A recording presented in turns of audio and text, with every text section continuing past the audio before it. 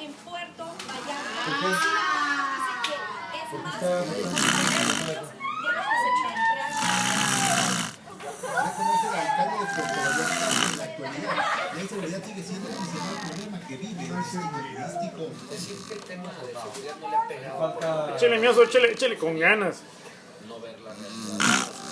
Sí, el tema de seguridad en todo el país Pero no retira.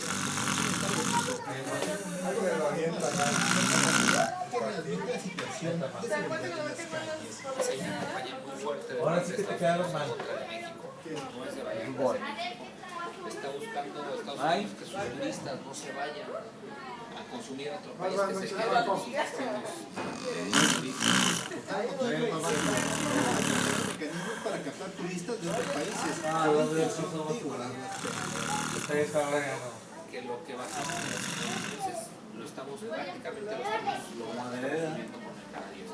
Es un turista más noble, es un turista también importante, que tiene buen poder adquisitivo y que normalmente Te lo juro por Dios, te lo juro por Dios, ahí.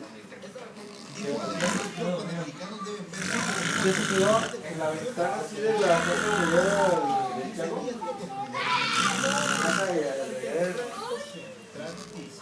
Pero pan que acaba de no se quedan cerrando la ventana. Quieras se quedan. en Puerto Vallarta. Donde quieras. Junta de empresarios de Puerto Vallarta prevé el número de visitantes extranjeros durante el presente año, principalmente provenientes de los Estados Unidos, debido a la inseguridad.